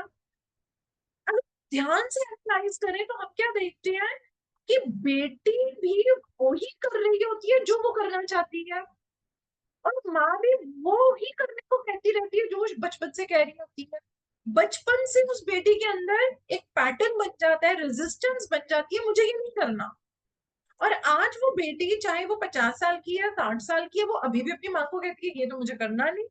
और वो कहती है जो भी मैं करती हूँ मुझे अप्रिशिएट नहीं करते, क्योंकि माँ का भी ये पैटर्न था कि ये करेगी तो सही है। उसके अलावा वो जो कुछ भी कर रही है माँ उसके लिए उसको कभी अप्रिशिएट ही नहीं कर रही। इस समस्या का कभी समाधान हो ही नहीं सकता जब तक उन दोनों में से एक बंदा ये रियलाइज ना करे कि ये जो मैं बॉडी से हमेशा बात को आइडेंटिफाई कर रही हूँ, ये जो पैटर्न रिक्रिएट हो रहे हैं, ये जो मेरे अंदर एक माइंड पैटर्न बचपन से या पिछले इतने सालों से है, ये जो मेरे अंदर पेन बॉडी है, I need to work on है। जब तक फ्रेंड्स हम इस गहराई में नहीं जाएंगे, हमें इसका हल मिलेगा ही नहीं। Don't you feel it is all about exercising the power of choice? जो चॉइस मैंने 30 साल पहले करी, मैं ये काम नहीं करूंगी, मुझे आज भी उस काम करने को बोला जाता है तो भाई मैं ये काम नहीं करूंगी। सामने वाले को वो काम चाहे मैं किसी और से करवा के दे रही हूँ, वो सेटिस्फाइड नहीं हो रहा। क्यों? क्योंकि वो भी उसी अपनी चॉइस पे अड़ा हुआ है, और फिर मैं भी अड़ जाऊंगी। स्थितियां वैसे ही चलेंगी। अगर हमने इतना तो पावर ऑफ नाउ पढ़ लिया और उसके बाद भी अगर हम अपने आप को मोल्ड नहीं कर पा रहे हैं, तो फिर मुझे यही लगता है कि हमने प्रैक्टिकल लर्निंग को नहीं लिया। कोई भी इंसान डिस्फंक्शन पसंद नहीं करेगा, कॉन्फ्लिक्ट पसंद नहीं करेगा, पेन पसंद नहीं करेगा, रिश्तों में कड़वाहट को पसंद नहीं करेगा। तो फिर भी वो मेरे साथ क्यों चल रहा है? अब तो आप धरती पे आ गए हो ना, अब तो धरती पे काम करोगे, तो क्यों चल रहा है? Because you are not able to dissolve the past. आप अपने पास्ट को डिसॉल्व ही कर पा रहे हो, पास्ट को कैरी कर रहे हो। ये जो माइंड में है, ये जो आपके पैटर्न बन गए हैं, ये जो आपका इनबिल्ड एक प्रोग्रामिंग हो गई है, आप भी तो जिद से बाहर निकल रहे, आप भी अपनी चॉइस को एक्सरसाइज नहीं कर रहे। और फिर हम क्या बोलेंगे, अरे हम इनके लिए कितना भी कुछ कर लें, इनको हमेशा हमसे शिकायत रहती है। लेकिन हम क्या कर रहे हैं, हम कभी भी प्रेजेंट के अंदर आ ही नहीं रहे हैं। और लास्ट में फ्रेंड्स, मैं एक चीज कहूंगी, जिसको कि जैसे हमने सरेंडरेंस जो है वो हमने समझ लिया था कि सरेंडरेंस होती क्या है। और एक प्रश्न कभी कभी जैसे लोग मुझसे पूछते हैं, पता नहीं हम स्टक हो गए हैं या हमारा क्या कैसे होगा, तो मैं सिर्फ और सिर्फ एक बात बोलती हूँ, हमें कैसे पता चलेगा कि मैं कंप्लीट तरीके से सरेंडरेंस में हूं? पता है दोस्तों, इसका सिर्फ एक सीधा सरल एक लाइन का आंसर है, when you no longer need to ask the questions। जब आपके प्रश्न खत्म हो जाते हैं, कुछ पूछने के लिए अब रहा ही नहीं। मैं ये नहीं कह रही हूँ कि प्रश्न मत पूछिए, जब कुछ प्रश्न रहेगा नहीं और हमें लगता है कि नहीं सबका मुझे आंसर मिल गया, या जो भी हमारी लाइफ में होता है, हमें पता है कि अब मैं सरेंडरेंस में हूँ। सरेंडरेंस का मतलब क्या है? ये नहीं कि जो हो रहा है बुरा हो रहा है उसको सहना है, उस स्थिति से बाहर निकलना है, मुझे मेरे पे काम करना है। जो आज 30 सालों से मेरा पैटर्न चला हुआ है, मेरे को उस पैटर्न से अपने को बाहर निकालना है, मुझे सामने वाले को नहीं निकालना, मुझे पैटर्न से बाहर निकलना है। तो जब हम इस स्थिति पे आ जाएंगे, अब कोई प्रश्न ही नहीं रहता पूछने का, तब हम कंप्लीट सरेंडरेंस में आते हैं। कंप्लीट सरेंडरेंस में आने का मतलब क्या है दोस्तों? हम 100% प्रेजेंट मोमेंट में जीना सीख गए हैं, जो मेरे ख्याल से मेरी एक पूरी कोशिश रही है। जितने भी, मुझे नहीं मालूम, हमारे 22-23 जो भी सेशन हुए हैं, उसमें मेरी पूरी कोशिश यही रही है कि आप लोग ये सीखे, आप लोग जीना शुरू करें प्रेजेंट मोमेंट में। अपने अंदर जो भी पास्ट के पैटर्न्स हैं, किसी के भी प्रति मैल है, कोई दुख है, कोई दर्द है, कोई कॉन्फ्लिक्ट है, उसको ट्रांसम्यूट कर दीजिए दोस्तों। और जितना आप उसको ट्रांसम्यूट करेंगे, जितना आप सरेंडरेंस में रहेंगे, आप देखेंगे, आप जरूर मेरी ये बात याद करेंगे, ये लाइफ बहुत खूबसूरत है, बहुत खूबसूरत है।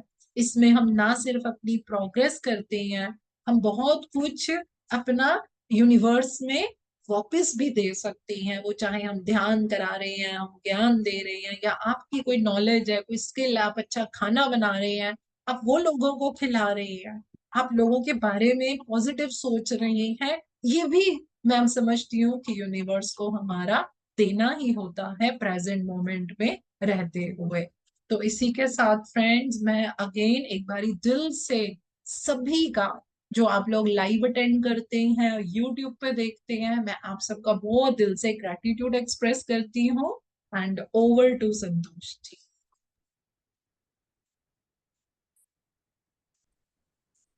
थैंक यू पूनम जी, बहुत सुंदर।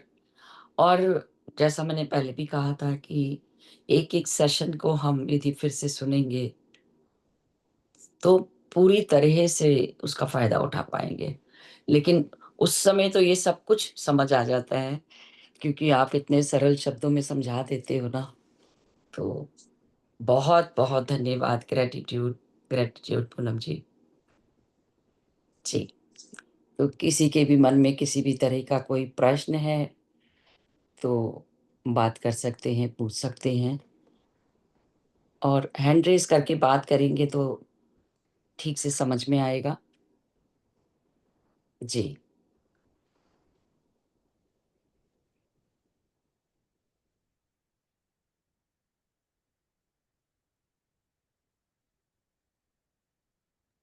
मैं करूँ? हाँ।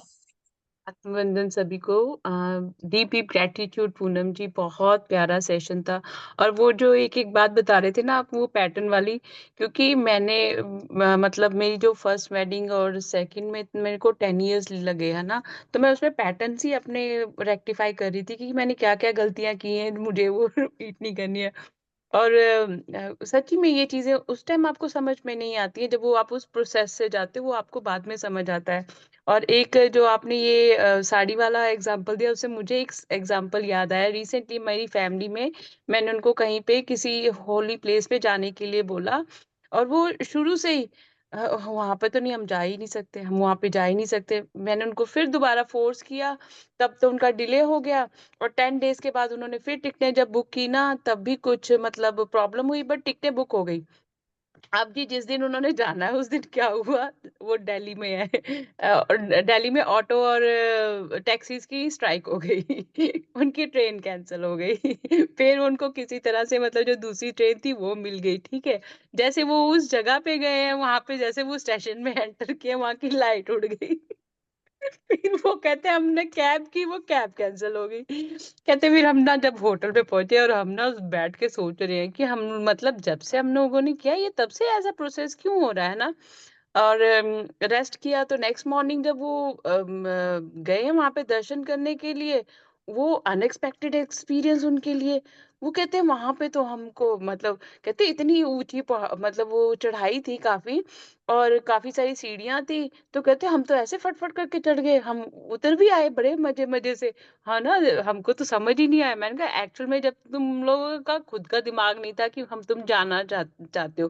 मैंने कहा जब आप वहाँ की एनर्जी के साथ में कनेक्टेड हुए ना, मैं कहा फिर और जैसे ही आपने चढ़े हो, तो मैंने कहा वहाँ की एनर्जी के साथ आपको लग गया कि हम अब यहाँ पे आ गए हैं। तो मैं कहा बड़े-बड़े चाव से तुम चढ़ के भी गए हो, उतर के भी आए हो और मैंने कहा अब देखो तुम कितने खुश हो। तो हम ना एक्चुअल में क्या होता है कहीं पे भी कुछ करने जाते हैं ना तो हमारे माइंड में ना बहुत सारी चीज़ें हम क्लटर पहले से लेकर जाते हैं।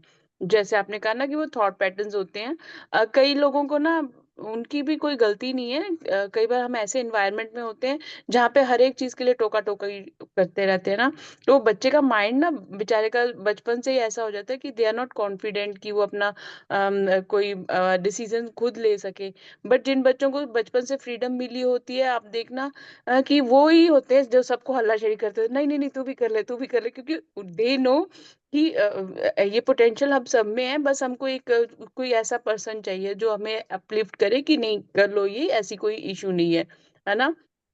तो ये पावर ऑफ नाउ तो बहुत ब्यूटीफुल है और आज मतलब ऐसे दिल भी हो रहा है कि अब ये सेशन खत्म हो गया। अब फिर कब मुलाकात आपकी आपने अपने आप को म्यूट किया हुआ मेरे को लगता है। नहीं नहीं, अच्छा मेरी आवाज आ अच्छा रही आप है ना? ऐसे अब हाँ, आ रही है हाँ। मैं आप बोल रही है ना, तो मैं सिर्फ सिर हिला रही थी। अच्छा, अच्छा, मुझे लगा कि और ना वो नहीं, आनंद वाला कितनी देखो जो एग्ज़ाम्पल्स आप देते हैं, जब हम उसको कोरिलेट करते हैं हमारी प्रेज़ेंट मूवमेंट के साथ में, एक-एक चीज़ कैसे समझ आती है ना, जैसे एक बच्चा है उसको पता लग जाता है पूरे प्रोसेस का कि इसको कैसे है और ये ओवरनाइट चीज़ें नहीं आती हैं, ये एक्सपीरियंस से आती हैं। आप जब जैसे काउंसलिंग करती हैं, फिर आप उसमें लर्निंग बहुत आ जाती है। बहुत सारी चीज़ें मतलब लोगों की पर्सनैलिटी की ऐसी-ऐसी निकल के आती है ना दोज़ आर वेरी फनी कि आपको लगता है कि ये इतनी-सी और कई बार पता है क्या होता है, ये हमारे सेशंस में भी होती है चीज़, ठीक है? पूरा सेशन हो जाएगा, सारा कुछ सुन लेंगे, एंड में उनका क्वेश्चन वही होता है जहाँ से हम लोगों ने स्टार्ट किया होता है। वो भी मुझे बहुत मतलब लगता है कि आप मेंटली कहीं और थे, फिज़िकली आप यहाँ पे थे। क्योंकि अगर आप मेंटली भी यहाँ पे होते जैसे आप एक-एक बात कर रहे थे मेरे दिमाग में क्यों है वो बातें? क्योंकि मैं आपको पूरे दिमाग से सुन रही थी, अलर्ट होके सुन रही थी कि ये तो बड़ी अच्छी चीज़ है, फ़ायदे की चीज़ है। मुझे तो अब इसको अपने ब्रेन में नोट करके रखना है, ये नहीं करना है कि मैं मेरा ध्यान कहीं और हो। रिसेंटली मैं किसी इवेंट में गई तो वहाँ पे ना कोई ऐसे आपके जैसे महात्मा थे जो हमको बता रहे थे और वहाँ पे एक लड़की बैठी थी नोट बना रही और नोट बनाती-बनाती वो मैडम जी बाद में उनसे लड़ पड़ी। कहती आपने से ना मुझे कुछ क्वेश्चन्स करने हैं। वो कहते अच्छा बोलो, वो बेचारे आंसर दे ही जा रहे, दे ही जा रहे। वो उसने वो ही क्वेश्चन्स लिखे थे जो वो आंसर्स दे रहे थे। तो फिर मैंने उसको बोला कि तुम प्रेज़ेंट मोमेंट में नहीं थी। मैंने कहा जब तुम टाइप कर रही थी तुम्हारा ध्यान डाइवर्ट हो गया। तुमने उस टाइम वो मिस कर दिया जिसने तुम्हारी लाइफ़ वो चेंज कर आंसर मिल देनी रहा थी। था। हाँ। तो thank you, deep deep gratitude. Thank you so much जी। संतोष जी, एक मिनट, उषा जी से बात करने से पहले हमारे साथ एक तो Manju ji, thank you so much आपका।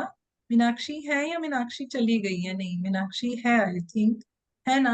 हाँ, मीनाक्षी, जो आपने क्वेश्चन पूछा है कि जब हम अपना सोल प्लान बना रहे होते हैं तो वहां पे काउंसिल ऑफ एल्डर्स होते हैं to help us to choose this soul plan. वही तो मैंने आपको समझाया है और मैंने बोला है कि ये मेरी फाइंडिंग है, I am not saying I am correct. जिस तरीके से जब मैं वहां पे साड़ियां लेने गई और मैं बोल रही हूँ कि मुझे बच्चे की शादी के लिए पहन रहे हैं, तो उस शॉपकीपर ने, मैंने जो बोला तो उसने मुझे दो बेस्ट दिखा दी और मैं दोनों लेकर आ गई। काउंसिल ऑफ एल्डर्स के होने का ये मतलब नहीं है कि जो भी सोल प्लान मैंने लिया है अगर वो दुख भरा है तो उसमें उनकी गलती है, नहीं। जो कुछ होता है वो हमारे यहाँ से होता है। मैंने उस सोल प्लान को सिलेक्ट किया। मैं उस लर्निंग को किसी और भाव से भी ले सकती थी, लेकिन जब मुझे ये लगा कि ओ मैंने इतना दुख दिया हुआ है, तो evenly I feel I deserve to have same level और मोर लेवल ऑफ दुख। तो वो हम लेकर, यही तो मैं बता रही हूँ कि जब तक हम फुल कॉन्शियसनेस में नहीं होते हैं, तब तक हम अपनी चॉइस को कभी एक्सरसाइज नहीं कर पाते।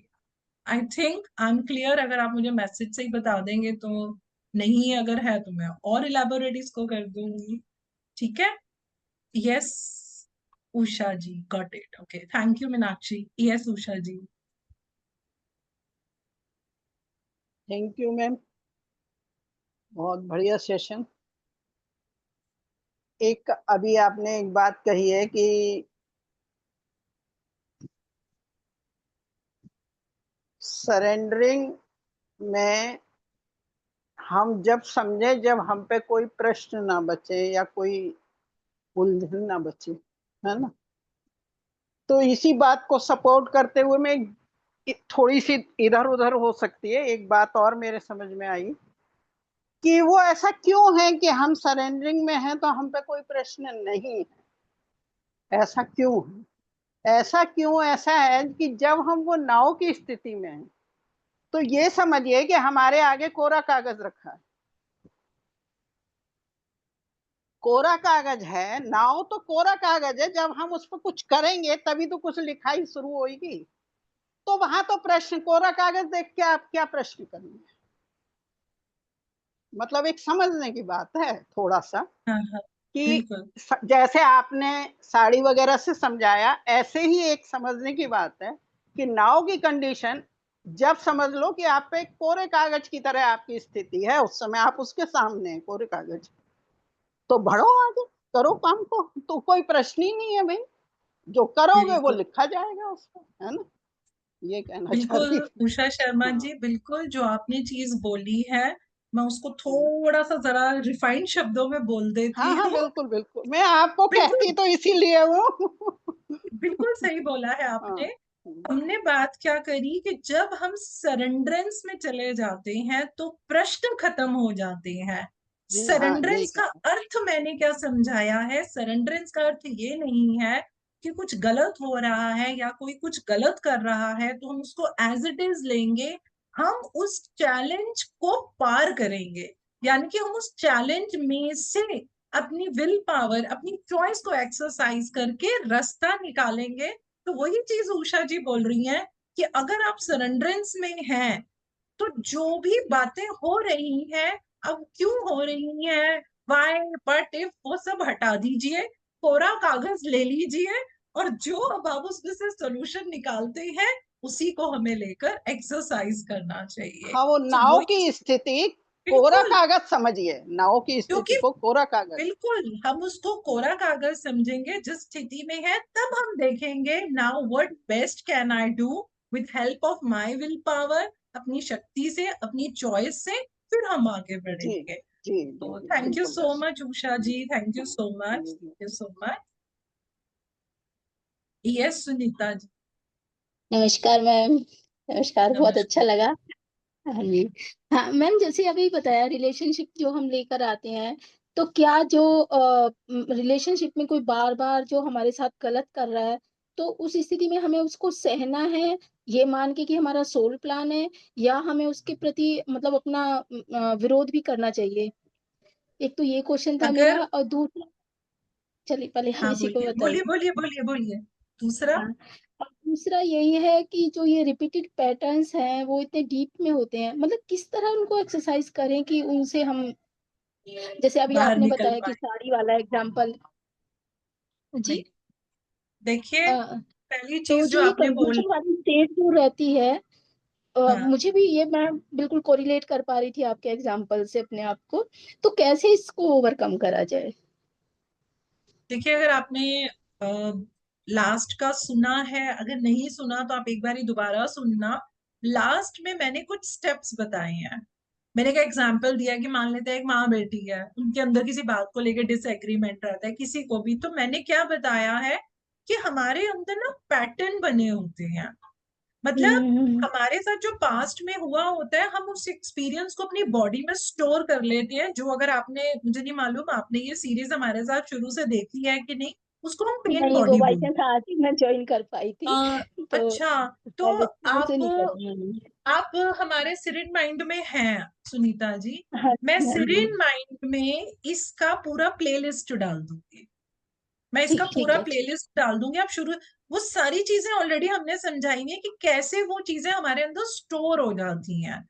तो सबसे इंपॉर्टेंट चीज क्या है कि हमें एक्सेप्ट करना पड़ता है। क्या एक्सेप्ट करना है? वो दुख दर्द को एक्सेप्ट नहीं करने को हमने कहा ना, हम ये बोल रहे हैं कि आपको लड़ना है। पहली चीज आपको, क्योंकि आपने सुना हुआ नहीं है, बहुत सिंपल बता रही हूँ, पहले आपको सरेंडरेंस में रहना है। सरेंडरेंस का मतलब ये है कि जो भी ये सिचुएशन आ रही है, आप उस सिचुएशन में अपने लिए हल ढूंढेंगे, अपने लिए आंसर ढूंढेंगे। अब आप सोचेंगे कि मैं वो आंसर, वो हल कैसे ढूंढूं, सामने वाला तो कुछ मानता ही नहीं है। हमने आंसर सामने वाले के पॉइंट ऑफ व्यू से नहीं ढूंढना है, अपने पॉइंट ऑफ व्यू से ढूंढना है। अपने पॉइंट ऑफ व्यू से ढूंढने के लिए जो मैंने अभी आपको लास्ट में कुछ स्टेप्स बताए हैं, आई थिंक उनका नेटवर्क इशू हो गया है शायद, जी, है ना? फ्रीज तो हो गया चलिए है। कोई नहीं, अगर हाँ, अगर वो उसको देखेंगे भी तो वो सुन लेंगे। जो मैंने लास्ट में स्टेप्स बताए हैं कि कैसे हमारे पैटर्न होते हैं, हमें उन पैटर्न को पकड़ना है। जैसे ही आप उन पैटर्न को ट्रांसफॉर्म करेंगे विद सरेंडरेंस, तो हम देखते हैं कि वो चेंजेस आने शुरू हो जाते हैं। और ये एक दिन में तो होगा नहीं, है ना? एक दिन में तो बने नहीं, तो एक दिन में होगा नहीं, हमें प्रयास करना पड़ता है। जी जी राइट? जी। उषा जी का तो प्रश्न हो गया। बस एक छोटी सी बात और रह गई। ओके, हाँ जी कहिए। मैं ये कहना चाह रही थी कि अगला व्यक्ति किस मनस्थिति में कौन सा प्रश्न पूछता है। कई बार वो पूछना कुछ चाह रहा होता है, चल उसके कुछ रहा होता, कहता वो कुछ है, वो हो जाता है, हर एक के साथ है ये। लैक ऑफ ये सिंक्रोनाइजेशन हम बोलते हैं, हाँ, ये जब जैसे हमारे कि में जब जरूर। जी हाँ जी जी, बोलिए, बोलिए बोलिए। ऐसे कि जब कृष्ण अर्जुन को समझा रहे थे तो अर्जुन भी 2-3 बार उसी जगह पे आ जाते थे। कृष्ण समझाते जा रहे हैं और वो वहीं पहली स्थिति पे, मैं कैसे करूं, ये तो मेरे संबंधी है। मतलब कि बड़े बड़े लोगों के साथ हम जज नहीं कर सकते कि उसने, वो तो उसी स्थिति पे दोबारा खड़ा है, मतलब ये हो जाता है, ये कहना चाह और रही वो उषा जी इसीलिए हो हूँ। रहा था अर्जुन के साथ, हाँ क्योंकि अर्जुन कंप्लीट सरेंडर पे नहीं जा पा रहे थे। नहीं जा रहा था, हाँ अटका हुआ था। तो अब मिला हाँ, ना आंसर कि जब हम कंप्लीट सरेंडरेंस ऐसे में ही था जाएंगे तो जी प्रश्न खत्म हो गए बस। जी, तो वही बिल्कुल हमने ऐसा कहा ही। कि जब हाँ, कंप्लीट सरेंडरेंस पे आते हैं तो प्रश्न अपने आप हमारे खत्म पर हो हम जाते किसी दूसरे को जज नहीं कर सकते, वो कई बार क्या उलझन सी में है, तो हमें उसका उत्तर देना ही चाहिए ये। हैं। बिल्कुल, हाँ वो बिल्कुल अपने देना। पैटर्न से जुड़ा हुआ है पुराने, हाँ, वो अटका हुआ था, उसको उस समझ ही नहीं आ रहा कुछ भी। हाँ, उसको छोड़ेगा नहीं जब तक नहीं समझेगा। जी नहीं अब समझेगा। अर्जुन, अर्जुन को भी तो था ना, मेरे रिश्तेदार, मैं इन पे कैसे हाँ, युद्ध करूं, है ना? फिर कृष्ण ने कहा तुम भूल जाओ, ये तो मैं सब मार बैठा हूँ, ये तो तुम्हारे सामने तो यूं हो ही खड़े चुका हैं, है, मैंने ये तो तो मार हो दिया। चुका है, हाँ, तब ये तो समझा सब हो जाके। चुका है। हाँ जी बिल्कुल। जी जी। बहुत बहुत सुंदर, बहुत चलिए अच्छी वो, क्लैरिटी आई, बहुत। जी जी आई थिंक कि, मुझे पूनम जी से बात करके अच्छा लगता है, थैंक यू उषा जी, हमें भी क्योंकि बहुत मुझे अच्छा लगता है आपसे उत्तर उत्तर ठीक मिलते हैं, और मुझे ऐसा लगता है कहीं मैं गलत हूं तो ये बताएंगी भाई क्या बात है। अच्छा लगता है, बहुत अच्छा लगता है पूनम हम जी से सभी को। अटेंड करके ना सेशन ना दिमाग की बत्ती जलती है। थैंक जो यू बल्ब मोनिका। फ्यूज जो बल्ब फ्यूज हुए हैं ना हमारे एलडी के, वो जगमगा जाते, हेलो इसको रिपेयर करो। जी जी थैंक जी, बिल्कुल। तो, तो होपफुली आज सबकी, ये रश्मि कुछ पूछना चाह रही हैं?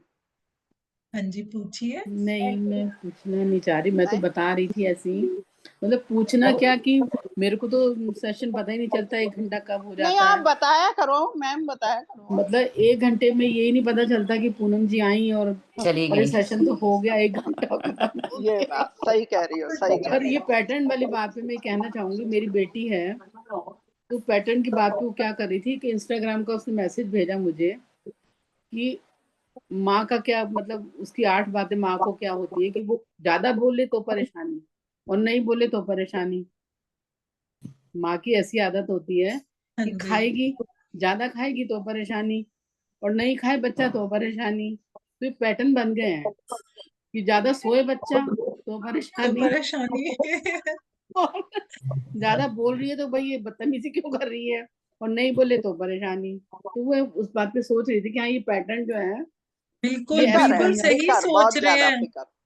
बिल्कुल हैं। सही सोच रहे हैं रश्मि जी। और एज ए पेरेंटिंग कोच मैं पेरेंट्स कई बार ये बात बोलती हूँ कि बच्चे का सबसे ज्यादा भला उसके माँ बाप चाहते हैं, लेकिन नोइंगली अननोइंगली उनके अंदर सबसे ज्यादा ट्रॉमा हम माँ बाप ही देते हैं। माँ बाप ही भरते हैं, बिल्कुल जो बिल्कुल हमारा बिल्कुल। बिलीफ सिस्टम है, द वे जब वी हम हैव ब्रॉट अप, हम वही चीजें उन पे करने लग जाते हैं। जब या हम फिर बड़े होते हैं इस एज में आके पता चलता है कि हमने तो बच्चों के लिए अच्छे के लिए किया, अरे वो तो उसको ये समझे। बिल्कुल। और जो एक बच्चा होता है, अगर आपको मालूम हो, हमारे ब्रेन का एक पार्ट, राइट पार्ट, बच्चे का माँ के पेट के अंदर डेवलप होता है। फिर जब वो दुनिया में आता है तो हमारे ब्रेन के कुछ पार्ट होते हैं जो 7 साल की उम्र तक बनते हैं। ये 7 साल तक मैं कहती हूँ आप जितना एक बेस्ट पेरेंटिंग दे सकते हो ना हमें बच्चों को, ये वो 7 साल में वो जो उनके पैटर्न बन जाएंगे। आज हमारे पास जब लोग आते हैं और हम उन पैटर्न्स को चेंज करते हैं, बहुत दिक्कत आती है। तो मैं माँ बाप अपने तो धीरे एक्सपीरियंस से कर, लेकिन मैं अपने वो हम एक्सपीरियंस को ना अपने मतलब बहू को समझाती हूँ कि आप बच्चों को डांटो मत, क्योंकि जो हमने किया हमारे बच्चों के मन में ट्रॉमा हो गया कि अरे हमारी मम्मी ऐसे कहती थी। तो उसको मैं कहती लेकिन हूँ कि भैया तुम रश्मि जी, ऐसे रहो। हाँ। इसका अब देखो, अब आपकी डॉटर इन लॉ आपसे जरूर प्रश्न पूछती होंगी, अब ये अगर गलत बात करे तो मैं इसको कैसे समझाऊं। पेरेंटिंग में हम यही सिखाते हैं कि जब बच्चा जिद कर रहा है, किस शब्दों से और किस संयम से आपने उसको वो चीज सिखानी है।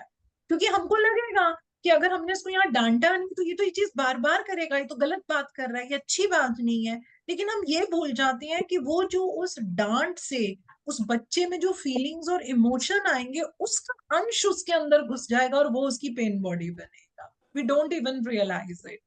तो यही यही चीजें सिखाई जाती हैं कि बच्चों की पेरेंटिंग कैसे होनी चाहिए, जो बहुत इंपॉर्टेंट चीज है आज के टाइम में। और आजकल तो हम इतना स्पिरिचुअल पेरेंटिंग की बातें करते हैं, मतलब उसको भी कंबाइन करके हम सिखाते हैं कि बच्चों को किस तरीके से उनका पालन पोषण करना चाहिए। तो ये बहुत इंपॉर्टेंट है ये चीजें। चलिए, ये अच्छी बात है कि सब इसी सफर पे हैं हाँ समझ तो पाई सत्य। गई है। जी, जी। Thank you. तो बहुत अच्छा थैंक यू मैम। जी। आज का थैंक यू। सेशन तो पता नहीं चला था और कब तो पूरा भी हो गया। हम लोग इतने उसमें मस्त हो गए थे, और काफी अच्छी तरह से आपने एक्सप्लेन करा। और ये आज आपने एक वो जो डिजाइन वाला बोला है, वो एक नया मतलब कि एक मैसेज है मेरे लिए। आपने अभी क्या बोला था, डिजाइनिंग क्या? मैं, रूपा जी, थोड़ा सा आपका आवाज एको हो रहा था, मैं नहीं समझ पा रही हूँ क्या कह रहे हैं आप, एक आप बार ही बोलेंगे। वो कह रहे थे ना, कौन सी डिजाइनिंग, क्या हमारे अंदर एक डिजाइनिंग बन जाती है किस चीज से? पैटर्न बन जाता है। प्रोग्रामिंग हो जाती है, प्रोग्राम। पैटर्न्स बन जाती है। हाँ, हाँ जी, पैटर्न। वो पैटर्न कैसे बन गए, जैसे कि मान लीजिए एक छोटा सा बच्चा है, छोटा सा बच्चा जी है, उसने अपनी तरफ से ना एक घर बनाया, जी उसने मम्मी डैडी बनाए, उसने खुद को बनाया, अब उसने टूटे फूटे रंग भरा, टूटा फूटा उसने भरा, अब वो लेकर आया। जैसे मान लो मैं माँ हूं और मैं देखते ही हंस पड़ी, मैंने कहा ये क्या, हम ऐसे क्या? अब बच्चा तो ऐसे नहीं बना पाएगा ना जैसे हम हैं। और मैंने बोला अरे हम ऐसे ही दिखते हैं, हमारे हाथ पैर ऐसे ही क्या, ये घर क्या, तुमने तो झोंपड़ी बना दी, हम क्या झोंपड़ी में रहते हैं, इसको दोबारा से बनाओ, जी जी ये अच्छा नहीं बना। हमने कुछ गलत नहीं बोला, लेकिन हमने उस बच्चे के अंदर जो परमात्मा की प्योरिटी और क्रिएटिविटी थी, उसके ऊपर हमने एक लिमिटेशन डाल दी कि जो तुम फील कर रहे हो तुम्हें वो एक्सप्रेस नहीं करना, जो इस माया जाल में दिखता है वही सत्य है। ये हम उसके अंदर पैटर्न डाल देंगे। अब अगली बारी वो बच्चा, मान लेते हैं एक आम बना रहा है, एक मैंगो बना रहा है, वो उस आम को बनाने का प्रयास करता है, वो आम की शेप नहीं लग रही, लेकिन मान लो टेबल पे आम पड़ा तो वो उसको देखता रहेगा, वो सोचता रहेगा, तो वो फिर हमें कभी नहीं दिखाएगा, वो कभी प्रयास करना छोड़ देगा। ये हमने उसके अंदर एक डर का पैटर्न डाल दिया। इसीलिए क्या बोलते हैं, जब भी कोई छोटा बच्चा कुछ करे उसको अप्रिशिएट करो। एक छोटा, अगर आप और मैं भी आज पेंटिंग बनाने लगेंगे, हम लोग आर्टिस्ट नहीं है, तो आप मेरी तस्वीर सही से नहीं बना पाओगे, मैं आपकी नहीं बना पाऊंगी। We are not artist, we are not expert in this field, है ना। लेकिन ये जो पैटर्न हम उसको डर का डालती है ना, अब वो कुछ भी नया करने से डरने लग जाएगा। जो बच्चे होते हैं ना, जो बड़े होते हैं, जिनको हम कहते हैं अरे पता नहीं मैडम मेरा बच्चा क्रिएटिव नहीं है, क्रिएटिव नहीं है, जब मैं चाइल्डहुड पे जाती हूँ तो हमेशा कुछ ऐसी बातें निकलती है। हाँ, इस बात पे इसके पापा गुस्सा कर देते थे, मैं गुस्सा कर देती थी, वो गलत रंग भरता था। अरे छोटे से बच्चे के भी इतने मोटर स्किल थोड़ी ना है कि वो बिल्कुल अंदर रंग भरेगा। मोटिवेट करते हैं, सिखाते हैं कि बहुत अच्छा बनाया है। अगर हम इसको थोड़ा ऐसा करें तो देखो अब मम्मा के हाथ पैर बराबर हो गए, यू नो, पॉजिटिव वे में। ये पैटर्न की मैं बात कर रही हूँ, और ये हम सबके अंदर है, ये नहीं कहेंगे कि सिर्फ ये आपके अंदर भी होंगे, मेरे अंदर भी होंगे। इन्हीं को ढूंढ कर इन पे काम करना ही सबसे बड़ी चीज है, जब हम इन पैटर्न्स को तोड़ पाते हैं। This very important thing, patterns. और पता है पैटर्न्स को ढूंढने में भी कई बार लोगों को इतना टाइम लगता है, वो हमें भी लगेगा नहीं मेरे अंदर तो कोई पैटर्न है ही, सबके अंदर है, बड़े हैं पैटर्न। जी। मैं इन पैटर्न्स की बात कर रही थी, ठीक है मैं जी। आपको अपनी स्टोरी बताती हूँ कि बचपन में मेरी मम्मी स्ट्रिक्ट थी, आगे आए तो मदर इन लॉ स्ट्रिक्ट, और जब हमारी ग्रैंड डॉटर हुई तो मैंने उस टाइम ये अपने मन में सोच लिया था कि मैं इस बच्ची को कभी कुछ नहीं कहूंगी, इसको ग्रो करने दूंगी अच्छी तरह से। और आज इतनी परमात्मा की कृपा है कि वो बच्ची हमारी कितने अवार्ड्स लेके आती है और इतनी इंटेलिजेंट है। अभी इसने क्लास 12th का अभी करके अब कॉलेज जा रही है, हर जगह ये लड़की आगे आ रही है। तो ये वेरी मैंने गुड। अपने मन में बचपन से ही सोच लिया था कि इसको मैं कभी टोकूंगी नहीं, किसी बात के लिए नहीं।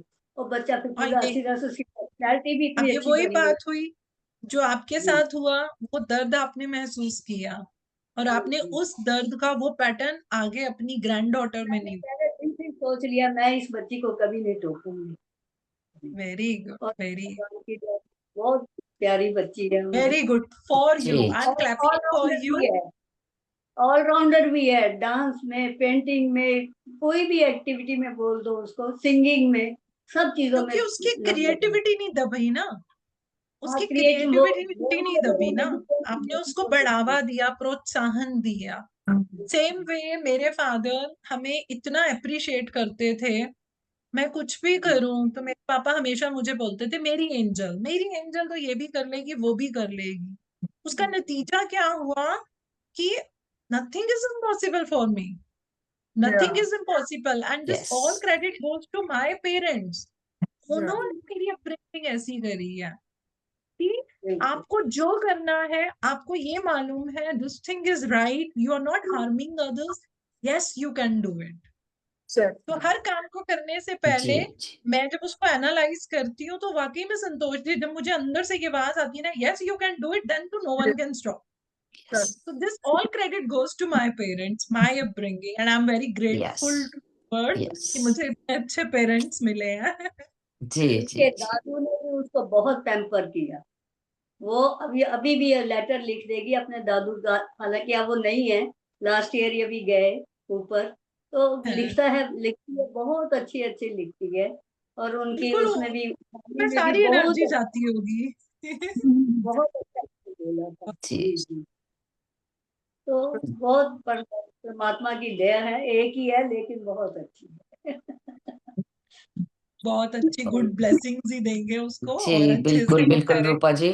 ठीक है ना। तो जी, पूनम जी, जी, पूनम एक जी, बात ना मैं बहुत, सॉरी बहुत जी, जी। फनी सी अपने चाइल्डहुड की बताती हूँ। मेरे डैडी ना रिवर्स साइकोलॉजी बहुत अपनाते थे। हमारे पास वो मिलिट्री में थे, तो उनको उनकी थिंकिंग कुछ डिफरेंट थी। जो चीज़ हम गलत करते थे ना, डैडी उसका उल्टा बोलते थे हमको। अरे वाह वाह बेटा, नेक्स्ट टाइम ना इसको और भी अच्छे तरह से करना, ताकि हम लोगों के दिमाग में वो चीज़ बैठ जाए कि इसको क्या करना है। और कोई मैं ड्राइंग में बहुत गंदी थी। पर मैं जब डैडी को दिखाती थी तो डैडी तो ऐसे मतलब पुल बाँध देते थे ना तारीफ़ों के, "ओ मेरे बच्चे ने ये किया है।" रोटी बनानी नहीं आती थी गोल, तो मैं ढक्कन के साथ में उसको खोल के डैडी आज मैंने रोटी गोल बनाई। पर उनको क्या पेरेंट्स हैं, उनको पता नहीं है कि बच्चे मेरे मतलब क्या उनका कैलिबर है। बट ये चीज़ मुझे बहुत मतलब जैसे आप अभी शेयर कर रहे थे ना, ये चीज़ आपको बहुत जब आपका चाइल्डहुड बहुत खुशहाली वाला होता है ना, आपकी थिंकिंग ही कुछ बिल्कुल और तरह की हो जाती है। तो बहुत-बहुत हमारी ग्रैटिट्यूड, आपने वो चीज़ें भी रिमाइंड करवा दी, थैंक यू। चाइल्डहुड इतना ज़रूरी है और जी, इसीलिए हम सब पेरेंट्स को रिक्वेस्ट करते हैं कि बच्चों की अपब्रिंगिंग पे अपना गुस्सा बच्चों पे कभी मत नहीं निकालो, निकालना चाहिए। मत जी, निकालो। जी, और बिल्कुल। मैंने तो वही सोच लिया था कि मैं इसके साथ ऐसा कुछ नहीं होना चाहिए। ठीक है, बच्चे गलती करते हैं, sit with them, talk with them, make them to understand कि ये गलत है, ये गलत है। No two individuals are alike, हर बच्चे का अलग-अलग होता है, तो बहुत ध्यान देना पड़ता है। चलिए जी, चलिए, बहुत समय हो गया and Santosh ji, thank you ji, very much. बहुत-बहुत धन्यवाद। पूनम जी। जी, पूनम जी, अब थैंक यू। Thank you. सबको वेट रहेगी आपकी नेक्स्ट बुक के लिए। जी, थैंक यू मंजू जी, मैंने आपका मैसेज भी पढ़ा था। Thank you Rita ji, Avinash ji, thank you so much, so much. Thank you so और मच। ये एक प्लेटफॉर्म है जहाँ पे मुझे लगता नहीं मैं आती हूँ, ये मेरा घर ही है। ये ठीक है, आपका ही है, बहुत बिल्कुल। अच्छा ये लगा। आपका ही हाँ, मुझे प्लेटफ़ॉर्म कभी है। नहीं लगता है कि मैं गेस्ट हूँ, जी। ये मुझे लगता है ये मेरा ही है। सो और सभी को वही फीलिंग आती है जो आपके पीछे से भी यही बात होती है कि आपके साथ दिल खोल के बात हो जाती है। जी, बिल्कुल, जी, और जी। बहुत ज़रूरी है। Thank you Monica for beautiful heart, बहुत, थैंक यू बहुत-बहुत रागिनी, थैंक धन्यवाद, यू आभार एवरीवन। आपका। Love you Poonam ji. Love you जी, everyone. Thank you so much. जी। तो सभी का बहुत-बहुत धन्यवाद, आभार। Love you all. कल मिलेंगे हम, कल फिर से मिलते हैं 4 बजे। तब तक के लिए बाय-बाय। नमस्ते। नमस्ते, नमस्ते। जी। नमस्कार।